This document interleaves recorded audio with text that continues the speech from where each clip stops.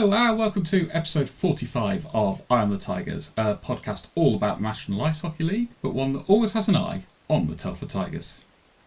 So, season's done. We looked back at the Final Four last week in the episode, and all that remains really for the 2023-2024 season is to rate it, I kind of think. So that's what I'm going to do today. It's bound to be controversial, bound to disagree. That's absolutely fine. These are just my thoughts on how the season's gone for each team.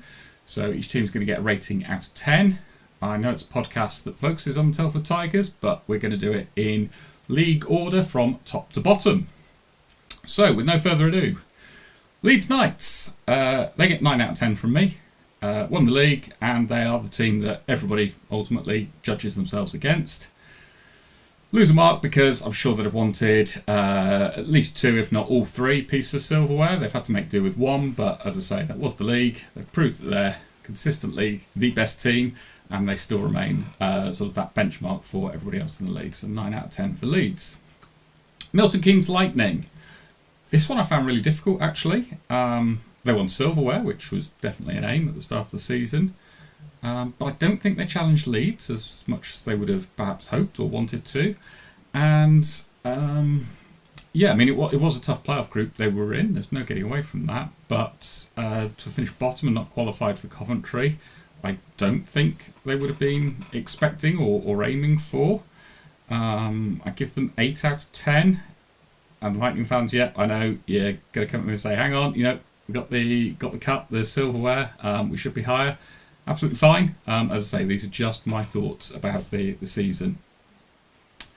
Swindon Wildcats. They finished 3rd in the league. They had a cup semi-final and a playoff semi-final as well. I give their season 8.5 out of 10.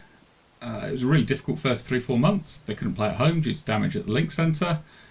Playing on the road week in, week out. They were still picking up points, and then they had sort of, real fixture congestion. I think between the Link Centre reopening and New Year's Day, which was sort of only 2.5, 3 weeks tops. They sort of had 7-8 home games in that time.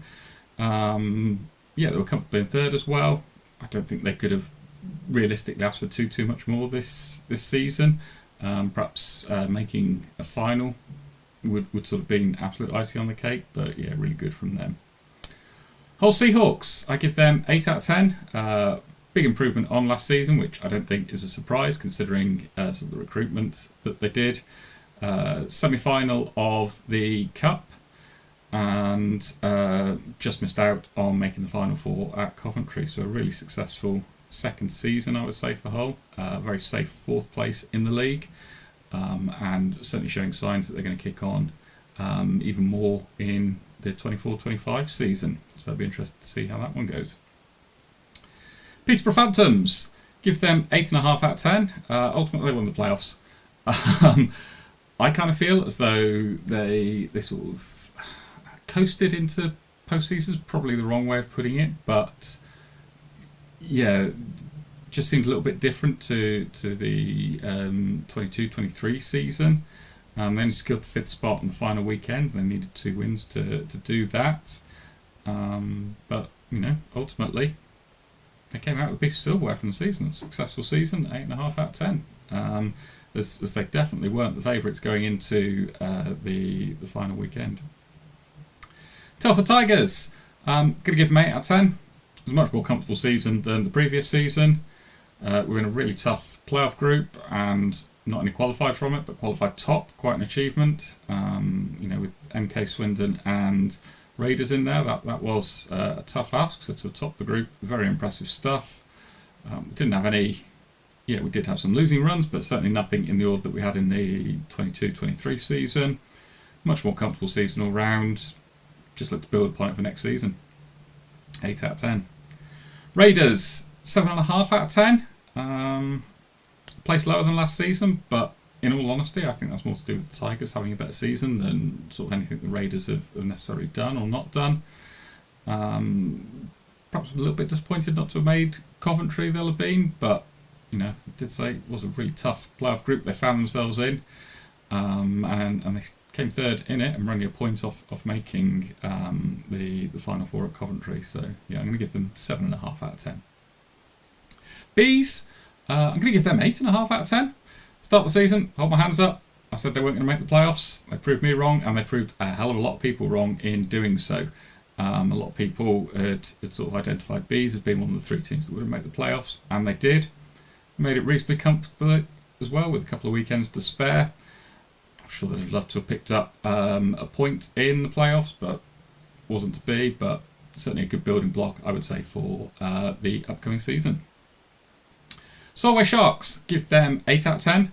First season in the league, took them a little bit of time to pick up their first win, but after that they started picking them up consistently. I think they beat most teams in the league. Tigers, in fact, might be the only exception. So yeah, points against pretty much everybody. A couple of weekends to go, and they were still challenging for a final playoff spot.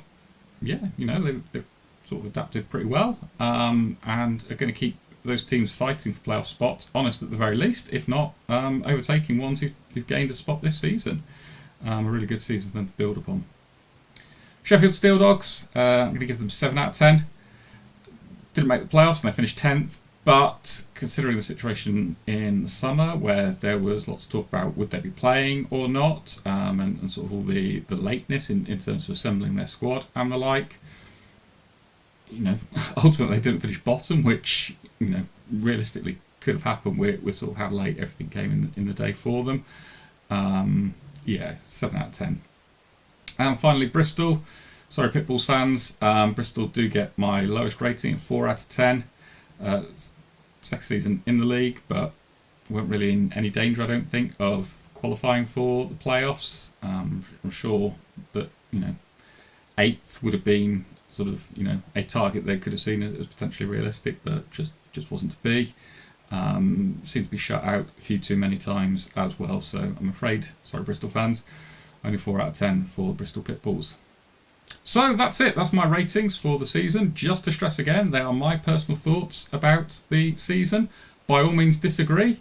As and when you do, leave me a comment, let me know how I've got it wrong, why I've got it wrong, and what you think the rating should have been. Looking forward to seeing all the comments about it.